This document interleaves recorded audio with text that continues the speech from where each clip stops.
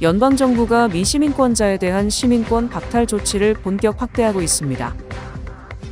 뉴욕시 전역의 공무원들이 건설 중인 새로운 보육센터에서 무료 보육 서비스를 이용할 수 있게 됐습니다. 릴리 로직 뉴욕주 하원 의원이 뉴욕 한인봉사센터의 데이터 관리 시스템 개선을 위해 5만 달러의 주정부 기금을 지원했습니다. 뉴욕시 검시관은 지난 16일 플러싱 칼리지 포인트의 한 주택에서 4명의 목숨을 앗아간 화재 사건을 타살로 결론냈습니다. 모두가 누릴 수 있는 권리, 바로 아름다움입니다. 키스는 누구나 더 쉽고 당당하게 자신의 아름다움을 즐길 수 있는 세상을 꿈꿉니다. 키스는 우리 모두의 미래가 더 아름답게 빛날 수 있도록 최선을 다할 것입니다. 당신의 아름다움의 모든 순간, 키스가 함께합니다.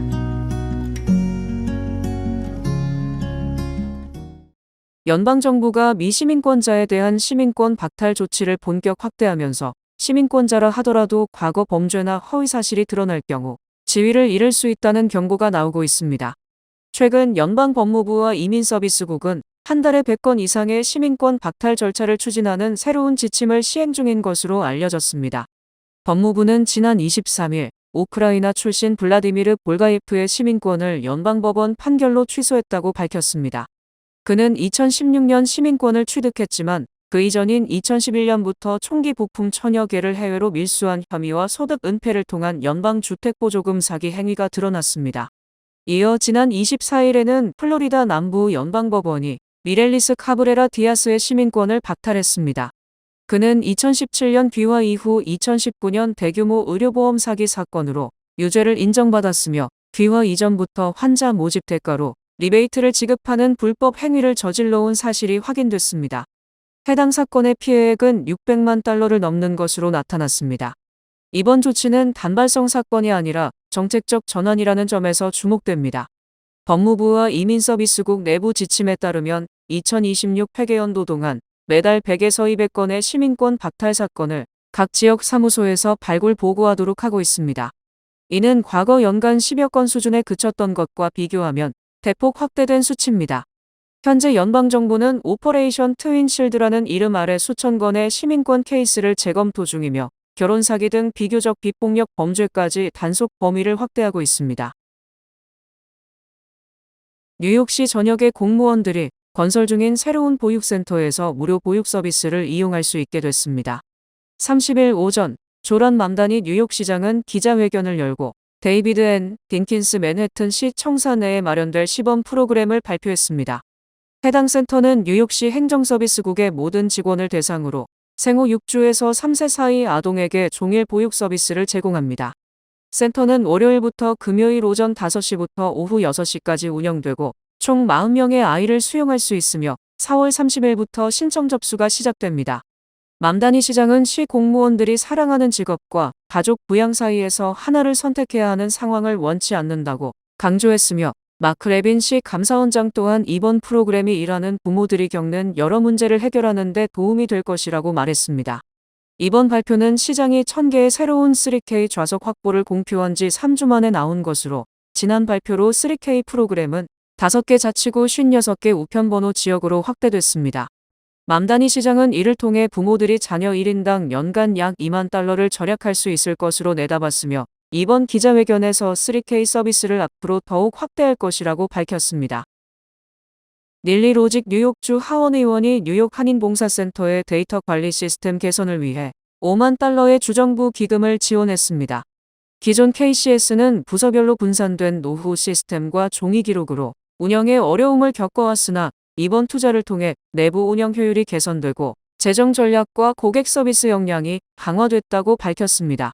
로직 의원은 최근 KCS를 방문해 데이터 관리 시스템 전면 개편 역량을 점검하며 비영리 단체의 효과적이고 효율적인 서비스 제공을 위해서는 기반 시설 투자가 중요하다고 강조했습니다. 김명미 KCS 회장은 이번 지원으로 데이터 시스템 현대화와 인공지능 도입 기반을 마련하게 됐다며 보다 효율적이고 맞춤형 서비스 제공이 가능해질 것이라고 밝혔습니다. 또한 지역사회 디지털 혁신을 위한 지속적인 지원에 감사를 표했습니다. 플러싱 메인스트릿에 위치한 플러싱 공립도서관이 안전시설 개선 공사를 위해 4월 27일부터 임시 휴관에 들어갑니다. 이번 공사는 뉴욕시 설계건설국이 주관하며 화재 경보 시스템의 연기 차단 댐퍼 교체와 발전기용 신규 연료 탱크 설치가 포함됩니다. 또한 도서관 강당은 공사 준비를 위해 3월 30일부터 먼저 폐쇄되며 전체 휴관 기간 동안 승강기 유지 보수 작업도 함께 진행될 예정입니다. 도서관 측은 휴관 기간 동안 이용자들이 인근 지점을 이용해 줄 것을 당부했습니다. 이용 가능한 지점으로는 이스트 플러싱, 맥골드릭, 미첼린 등 도서관 등이 있으며 관계자는 시설 안전 강화를 위한 불가피한 조치인 만큼 주민들의 이해와 협조를 요청했습니다. 이번 휴관은 약 5주간 이어지며 도서관은 6월 초 재개관할 예정입니다. 뉴욕시 검시관은 지난 16일 플러싱 칼리지 포인트의 한 주택에서 4명의 목숨을 앗아간 화재 사건을 타살로 결론냈으며 해당 건물엔 건물 전체를 철거하라는 명령이 발령됐습니다. 27일 뉴욕시 검시관은 칼리지 포인트 화재로 인해 4명이 사망한 사건을 타살로 결론 내렸으며 뉴욕시경이 계속해서 수사를 진행 중이라고 밝혔습니다. 화재가 발생한 132-05 에이버리 애비뉴에 위치한 건물은 수십 년 전부터 심각한 안전 규정 위반이 누적된 곳으로 드러났습니다. 뉴욕시 빌딩국 기록에 따르면 해당 건물에는 총 55건의 위반 사항이 기록되어 있었으며 이 중 16건은 여전히 해결되지 않은 상태였습니다. 특히 2021년에는 2가구 주택을 7가구로 불법 개조한 혐의로 30만 달러 이상의 벌금이 부과되었으나 납부되지 않았으며 지난해에는 1층 공간이 불법 도박장으로 사용되고 있는 사실이 당국에 포착되기도 했습니다. 뉴욕시는 화재 이후 건물 전체 철거를 위한 긴급 명령을 내렸으며 뉴욕시 빌딩국은 건물주가 직접 철거 절차를 밟지 않을 경우 시 당국에서 즉각 강제 철거에 착수할 것이라고 강조했습니다. 지난 16일 발생한 이 화재는 건물 3층 전체를 집어삼켰으며 3세 여아를 포함한 4명의 목숨을 앗아갔습니다. 현장에는 230명 이상의 소방관이 투입됐습니다. 화재 당시 건물 내부에서 최소 3명이 뛰어내리고 계단이 붕괴되는 등 긴박한 상황이 이어졌으며 소방관 2명이 내부에 고립되었다가 구조되기도 했습니다. 현재까지 이 사건과 관련해 체포된 용의자는 없는 상태입니다. 브루클린 벤스너스트 남성 노숙자 쉘터 예정지에서 주민 수백 명이 쉘터 건립을 반대하는 시위를 벌였습니다. 29일 저녁 브루클린 벤스너스트에서 이르면 30일 아침부터 노숙자 쉘터 공사가 시작될 예정이라는 소식에 분노한 주민 수백 명이 몰려들어 건설 차량의 진입을 차단하고 현장을 에워싸는 등 격렬한 시위를 벌였습니다. 30일 새벽까지 이어진 시위에서 주민들은 바리케이드를 밀어내고 예정지 근처에 컨테이너 트럭을 포위했습니다. 특히 한 시위자는 부지로 진입하려는 대형 트럭 바퀴 뒤에 직접 서서 몸으로 공사를 막아 세우기도 했습니다. 현장에는 진압 복장을 한 대원을 포함해 약 100명의 경찰관들이 투입돼 대치 상황이 이어졌습니다. 시위대 측은 조란 맘다니 뉴욕시장에게 86번가와 25번가 교차로에 150명 수용 규모의 남성 전용 쉼터를 건립하려는 계획을 즉각 철회할 것을 요구하고 있습니다. 시위에 참여한 주민은 이곳은 아이들과 노인들이 매일 이용하는 주요 통로이자 지하철역 바로 옆이라며 시장이 공사를 중단할 때까지 밤낮을 가리지 않고 이곳을 지키겠다고 강경한 입장을 밝혔습니다.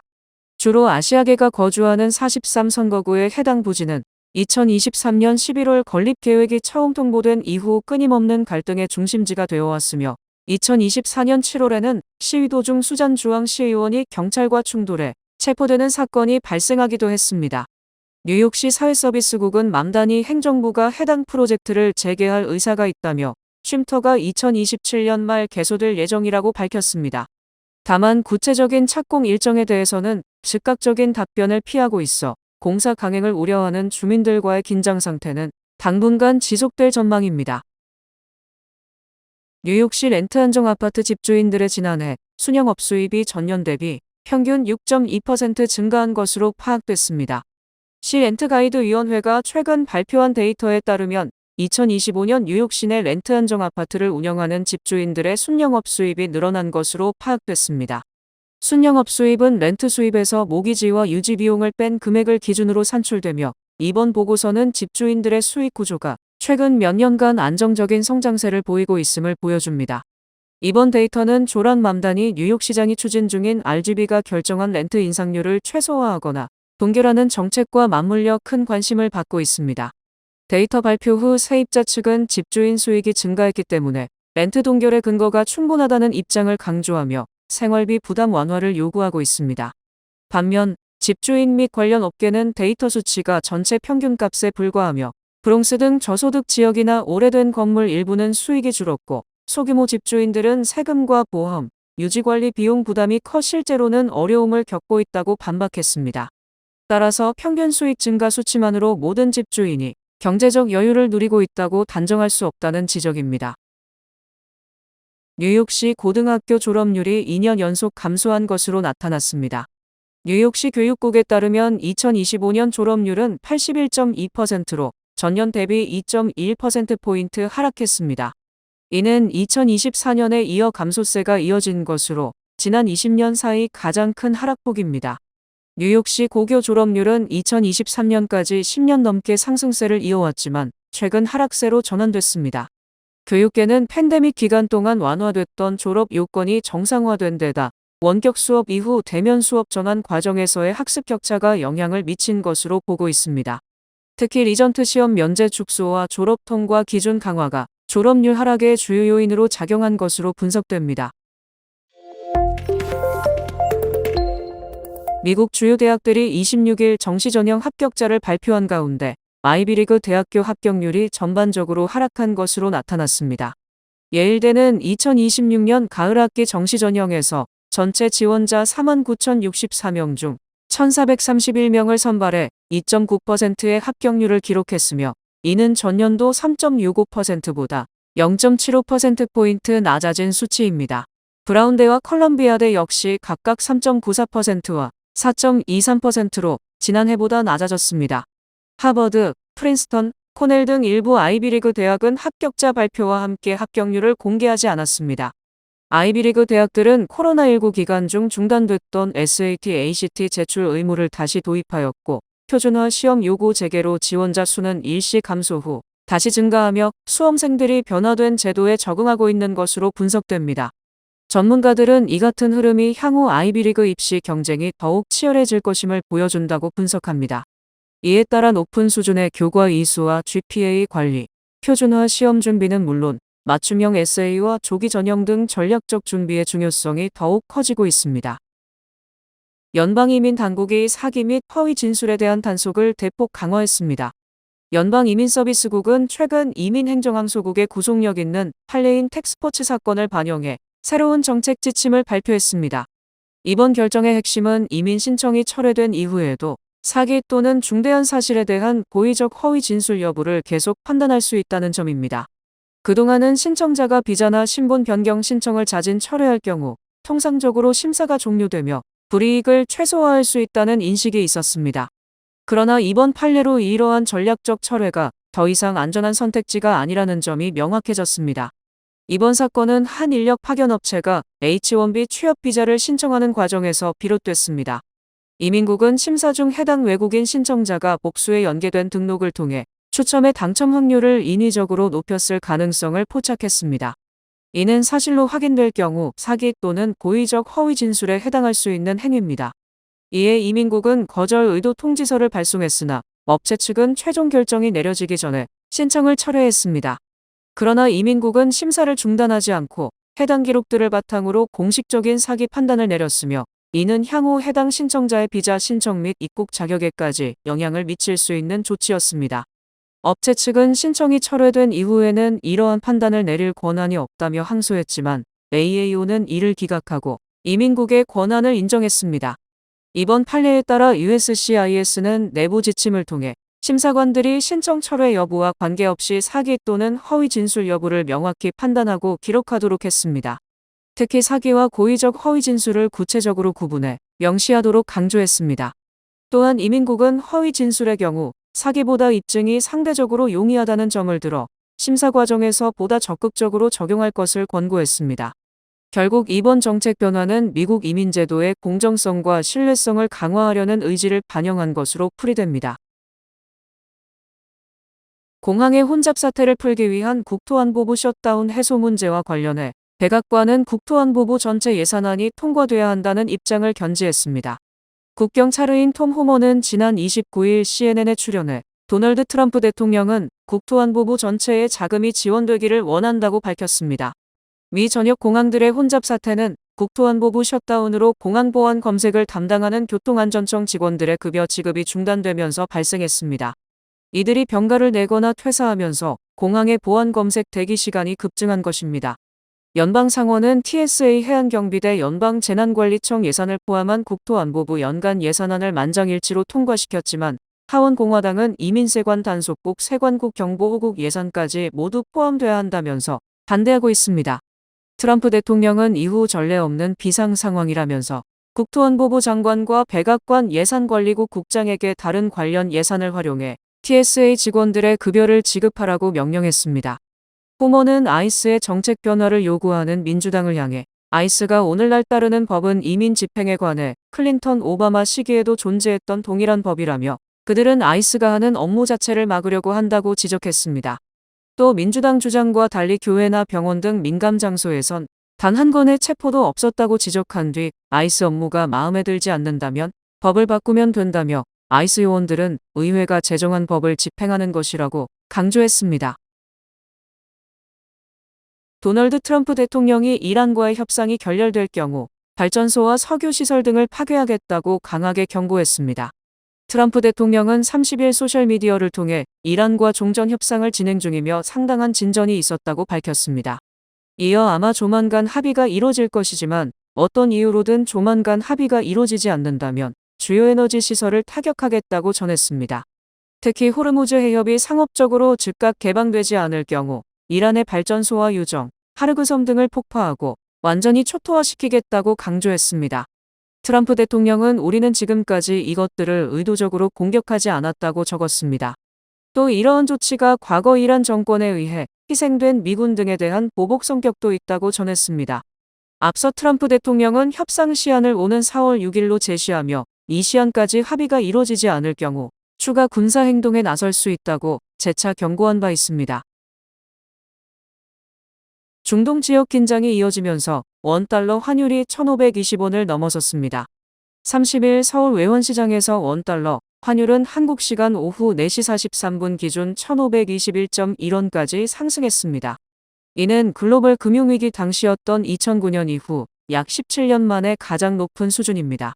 환율은 장 초반 1,513.4원으로 출발한 뒤 상승폭을 키웠고 주간 거래를 1,515.7원에 마친 이후 야간 거래에서 추가로 급등했습니다.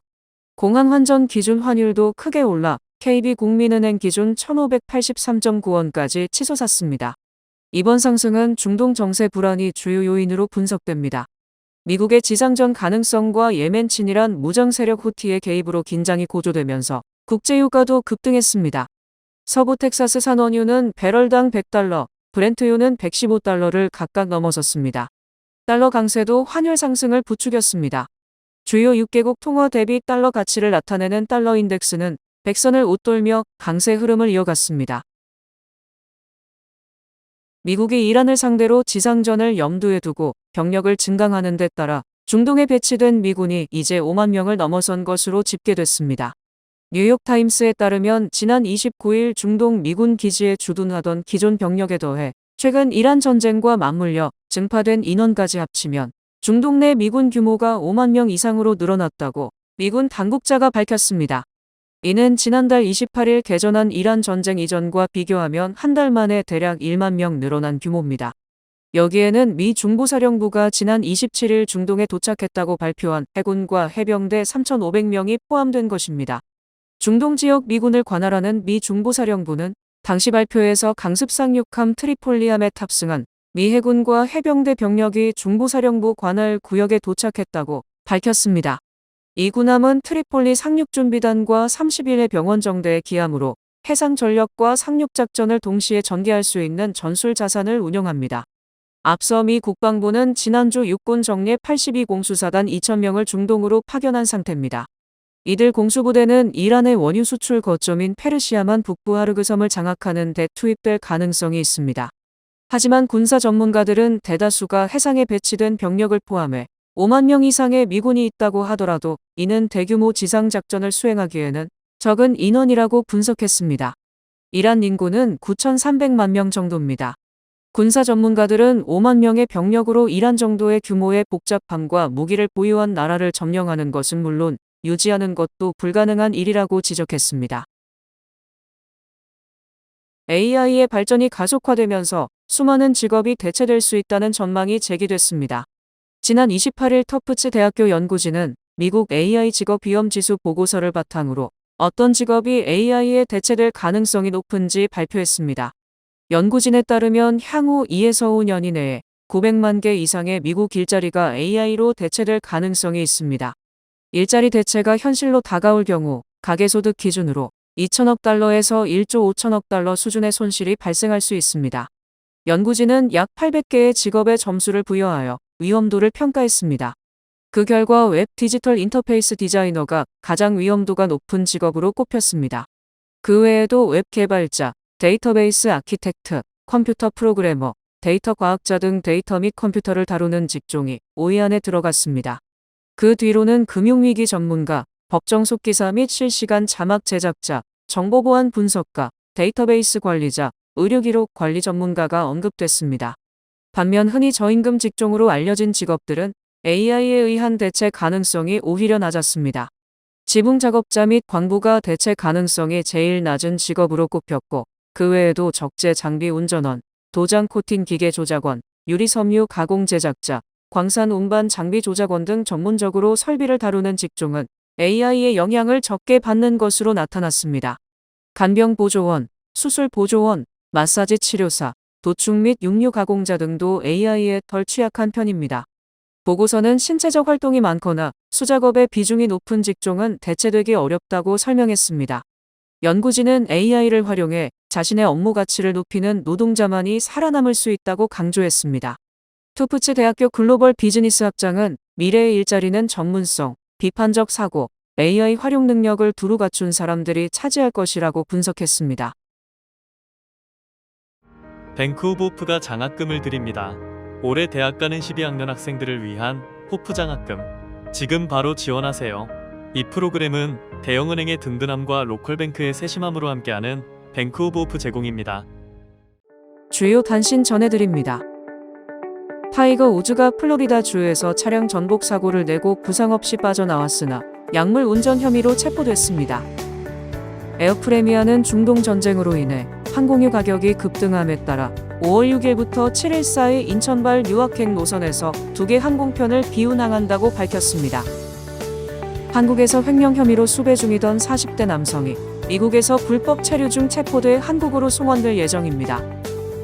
페이스북의 운영사 메타가 인공지능 분야 집중을 위해 메타버스 사업을 담당해온 팀의 추가 구조 조정을 단행해 지난 1월에 이어 또다시 수백 명을 감원했습니다. 넷플릭스는 약 1년 만에 거의 모든 요금제의 구독료를 1에서 2달러씩 인상해 다음 결제 주기부터 순차적으로 인상된 요금을 반영할 예정입니다. 애플은 6,999달러에 판매해오던 전문가용 데스크톱 맥 프로 제품의 판매를 중단하며 컴팩트한 고성능 데스크톱인 맥 스튜디오로 그 자리를 대체할 전망입니다. 야구 선수 오타니 쇼헤이가 2026 메이저리그 개막을 맞아 팀 동료들에게 3연패를 달성해보자는 메시지와 함께 약 4,000달러 상당의 세이코 시계를 선물했습니다. 하버드 대학교 연구진이 40년 넘게 연구한 결과 카페인이 포함된 커피를 하루 2-3잔씩 마시는 사람은 거의 마시지 않는 사람보다 치매 발생 위험이 18% 낮은 것으로 밝혀졌습니다.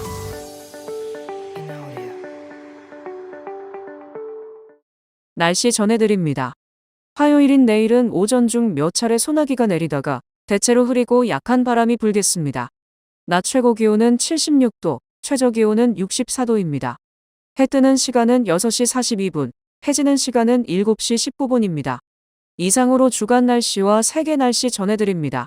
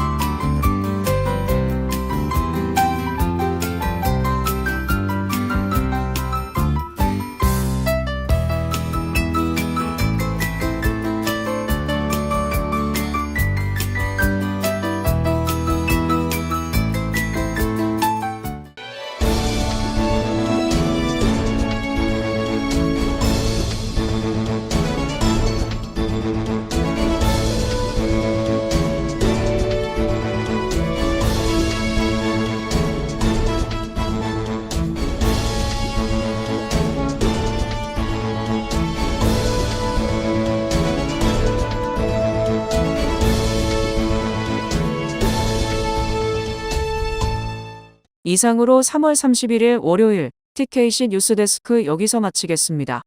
시청해주신 여러분 고맙습니다.